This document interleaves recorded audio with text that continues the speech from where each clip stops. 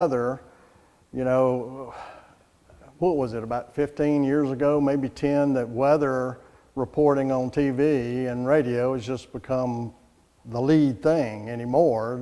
You turn on the news and it's the weather every 6 minutes on some stations. But they keep showing the drought map. And, you know, I haven't seen a whole lot of change. I've seen it come from red to orange and yellow, but they still want to maintain that there's still some area, and it may be.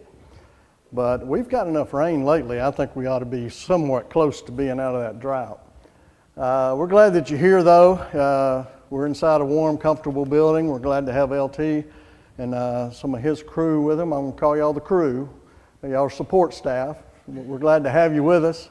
And LT will be speaking to us at the worship hour as Mel is out of town in a meeting in Sardis, Tennessee. If you have a book, we're on Lesson 10, page 80. We're studying the book of Esther. Esther, excuse me. We're in chapter 8 of Esther, starting verses 1 through 10. As Ronnie and I often kind of joke around about this, it's he seems to follow me or I follow him usually, and it seems like every lesson that we do, it's split. And sometimes it's a short chapter, and so we got to be careful. He accuses me of stepping on his toes and bringing up stuff that he's going to teach and vice versa. But he does follow me next week, and we'll say, like Paul Harvey used to say, he'll have the rest of the story. But this has been a good study. I hope you've enjoyed it.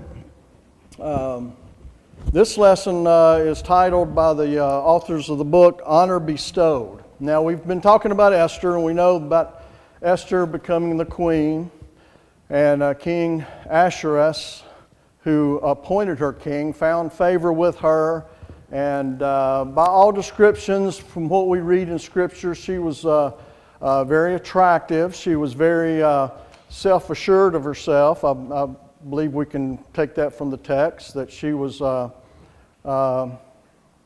also had a strong conviction, if I can say it that way.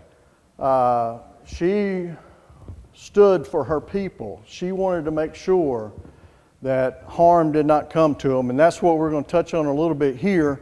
We know that the wheels have been in motion from Haman in what he contrived to do and had done by putting out this law, this declaration, proclamation that all the Jews in this Persian Empire would be killed on a certain date, right?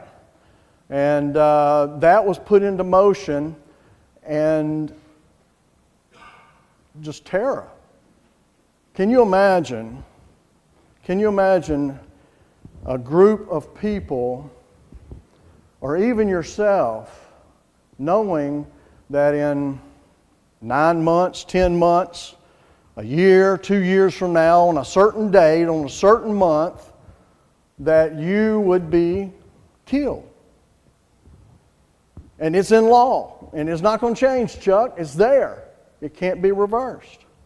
And so we have to just put ourselves kind of in their position that there was fear. Can you imagine living with that fear? Knowing that, you know, sometimes the old saying is, as you get older, time goes by fast. Well, it never was this fast when I was a kid. Christmas didn't come. I know it still came the same time every year, but it seemed like it took forever, LT. I couldn't wait. And now I turn around and it's here, right? And it's already gone, and it'll be here. What we'll start saying how many days and months it is until it happens again. And but can you imagine thinking about so many months down the road of an event that's going to happen, that's going to potentially alter history, right? Especially for your people, the Jews, and yet, while it may seem far away, it's going to come up. It's going to come up quickly.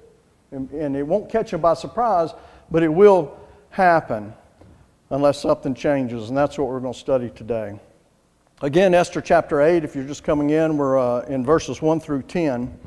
What I thought we'd do is kind of like what I tried to do the last time I taught a class, was just kind of go through the text in the book and read the corresponding verses. And I may call on a few of you if you're able to read for us. But in the introduction,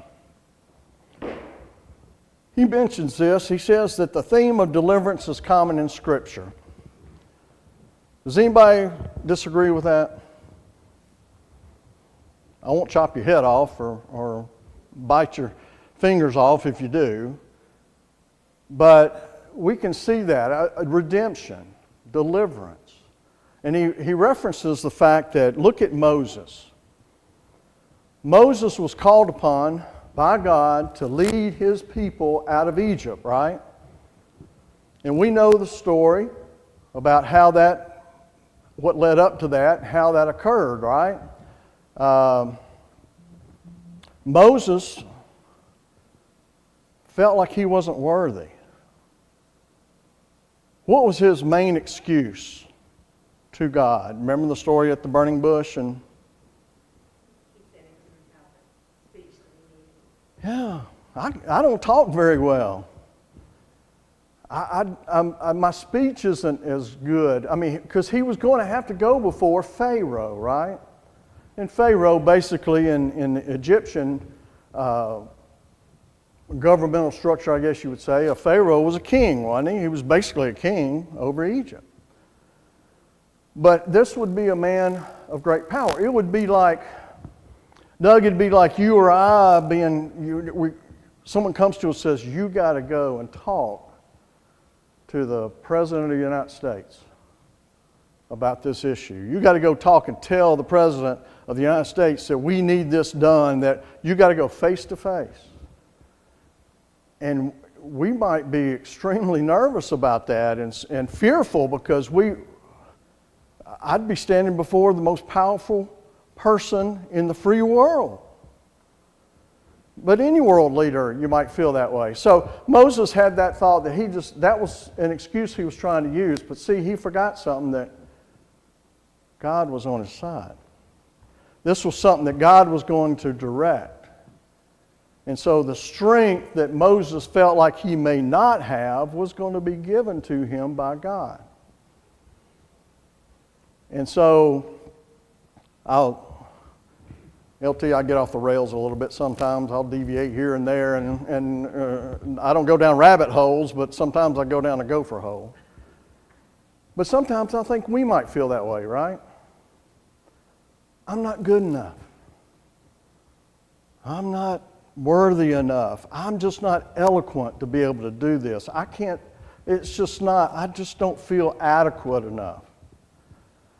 And I think that sometimes, and look, I've had to overcome this in my own life, and I'm not totally there.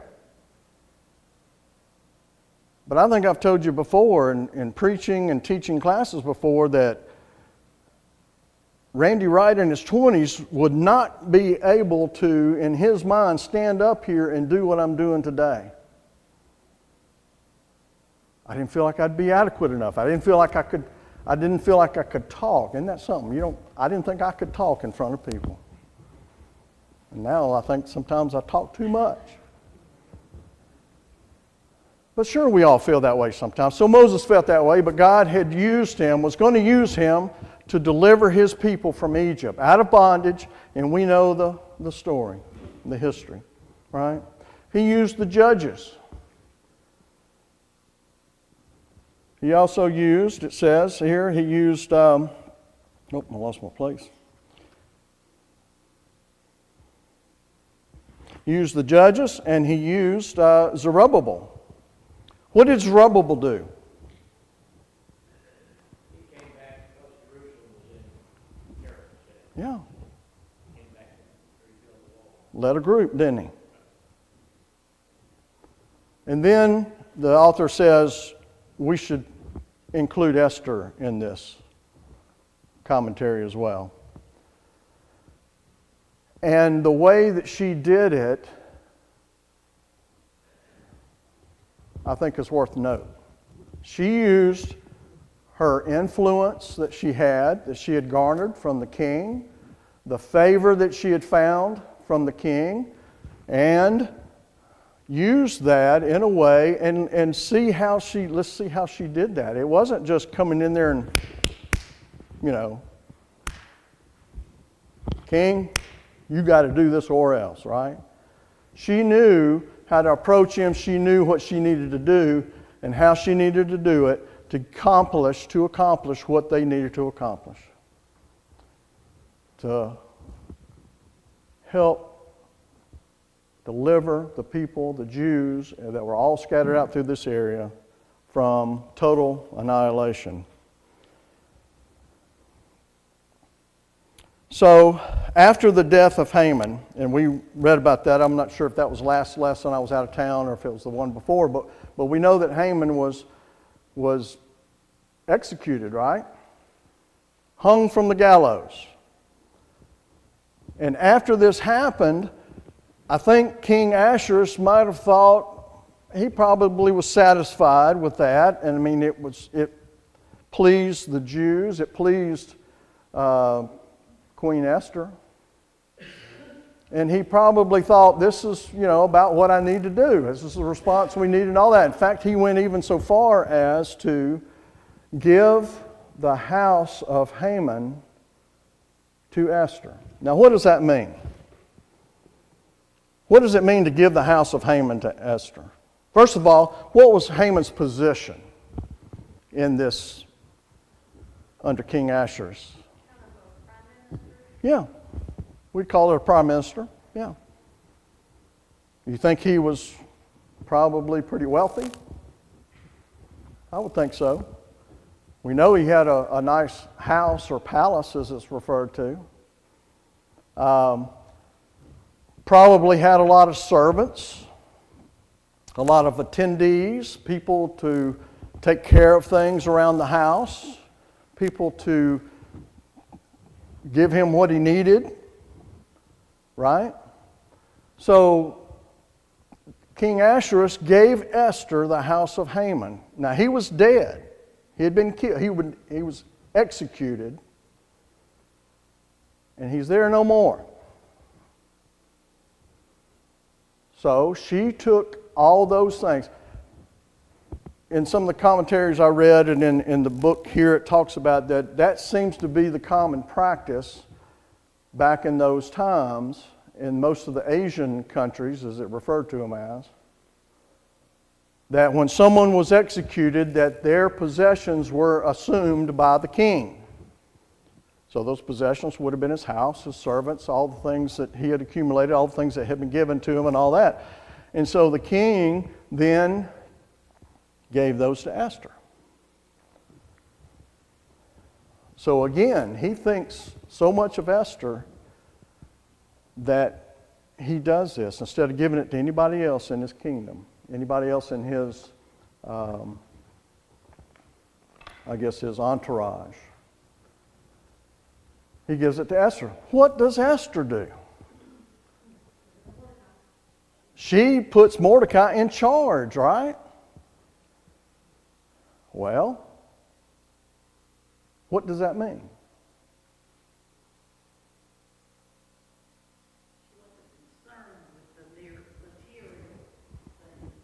Yeah.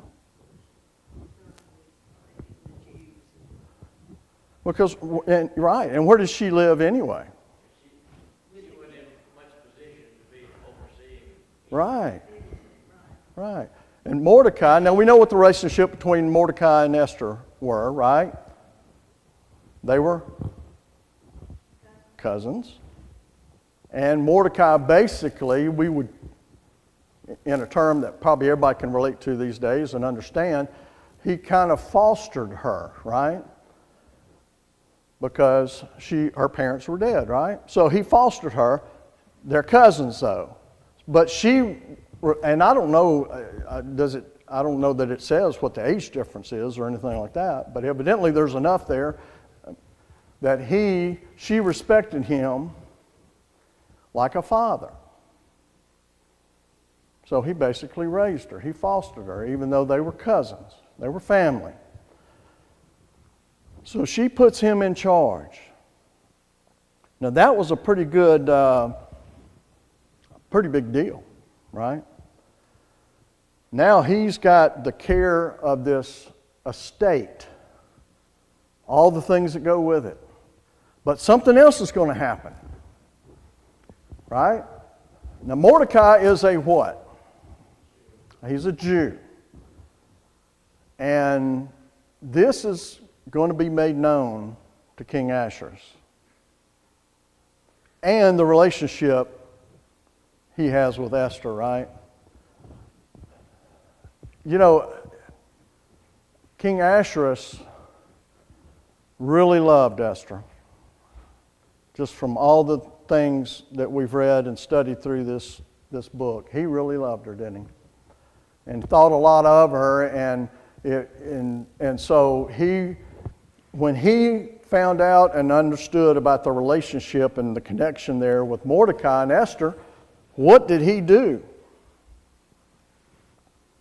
What did he do for Mordecai? Mordecai's already been given. Now, obviously, there was no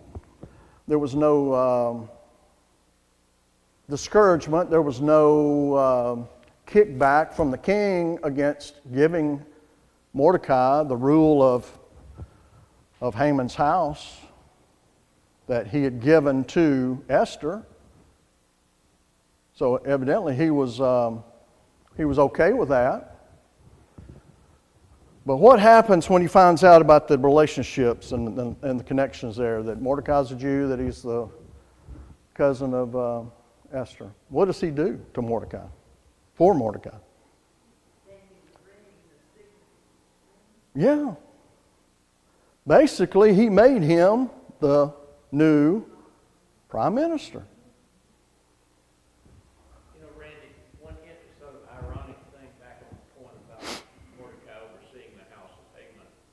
You know, the wife presumably is still alive, Zeruiah or whatever it was.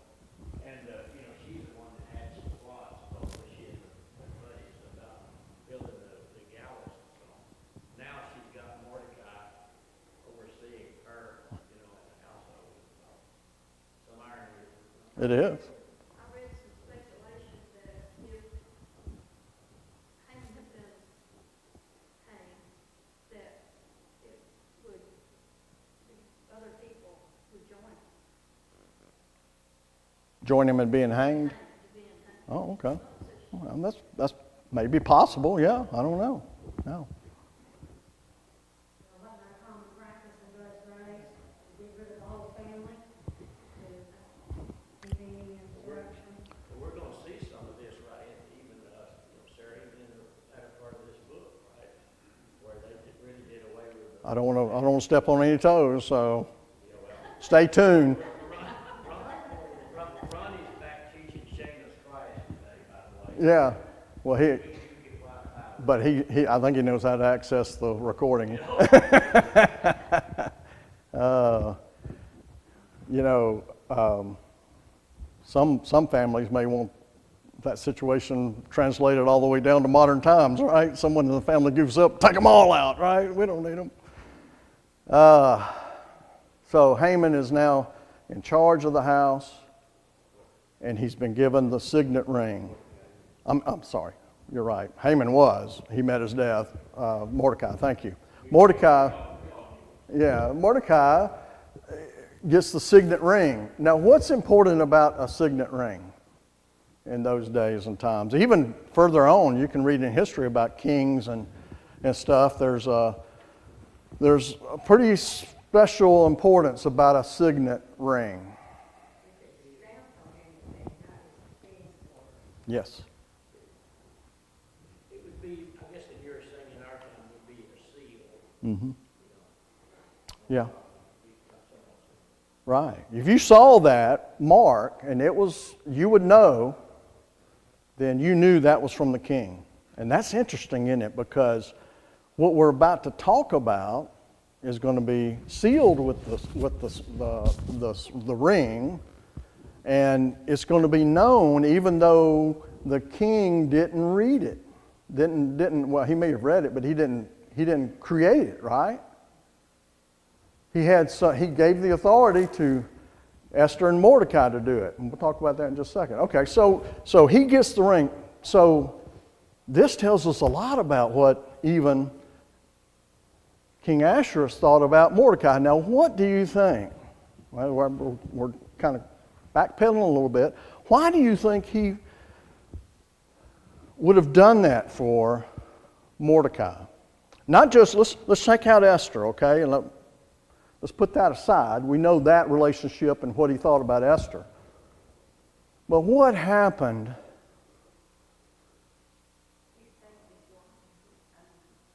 He saved what? He saved his life. Yes. What did he do? He overheard something, didn't he? This is Mordecai we're talking about. He overheard a plot to kill the king. Assassinate. Yeah. And so the king didn't forget that. And it was so important to the king at the time it happened that he had it put in the Chronicles. You remember that? Now, that was for historical purposes. But evidently the king never forgot that. And so now he gives Mordecai. He gives Mordecai the ring and basically makes him the new prime minister. And that's a powerful position. So, all this is happening, but there's still an issue. There's still an issue out there, right? The Jews are still under this death sentence, basically. Now, how many months has transpired at this occurrence we're talking about here from the time that Haman had that declaration sent out with the king's ring, okay? That's important, about that all the Jews would be killed. Right? But at this point in time when we're talking about Haman becoming the new, Jim, now you've got me. Since you corrected me, I can't get it right. I'm sorry. Mordecai. You just say Mordecai. But what you're asking is how much time has elapsed. Right. Into that year, right? And it's Well, we have the first initial, I'm just going to call it a law, okay, because that's basically what it was. A law that goes out says all the Jews will be annihilated from the whole Persian Empire, right? And we're going to touch on how vast that is. On a certain day, a certain month, right?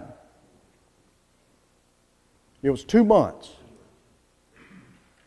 So there's now, about 11 months. Again, think about this in the way we deal with time. That, to us as we are older, may not sound like a whole lot of time. We'd be talking about right now, we're in, February? So we're talking about December, right? Maybe November, December? It's going to be here before you know it. So, they've got to act fast. Why would they have to act fast? The importance and the urgency of this. Not just because there's an impending death sentence to the Jews, that's bad enough. The Persian Empire. From India to Ethiopia. I think there's even some significance in that last sentence there. It says, King Signet ring and sent letters by couriers and horseback, riding on royal horses bred from swift steeds. Yes. They were getting it out as fast. That's right. Save that thought now. That's coming. Pony Express. So the vastness of this empire, think about that in your mind. If, from India, we're not talking from Birmingham to Atlanta to Nashville to Jackson, Mississippi.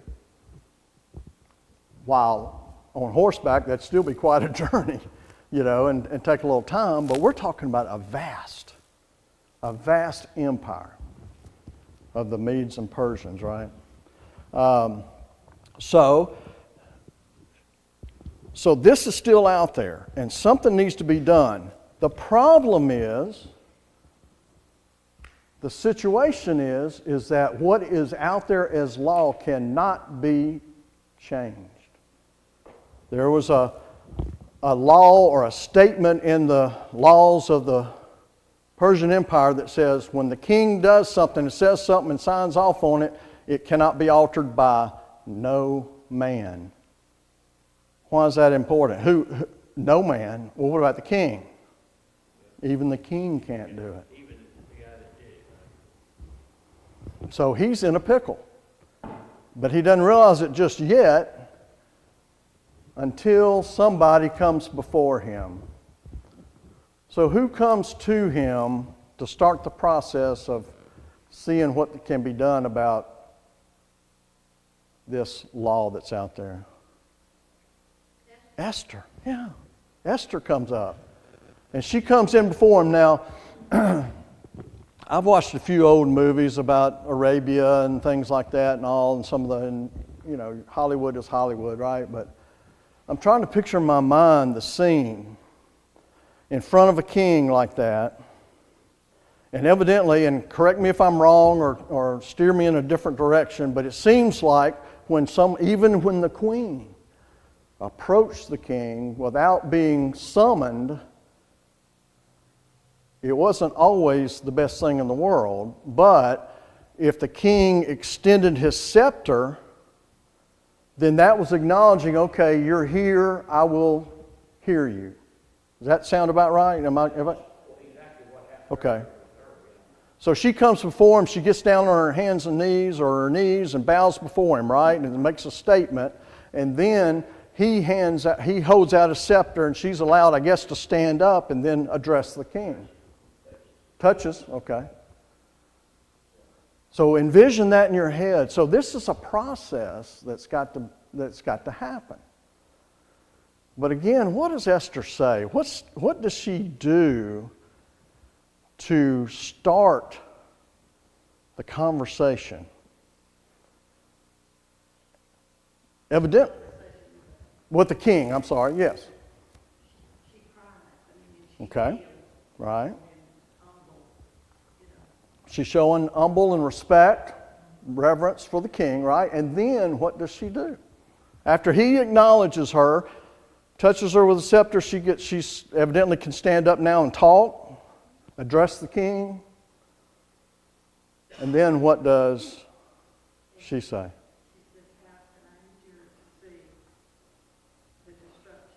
Yeah. She's pouring out her heart about her people. Her people. But she says, if I have found favor.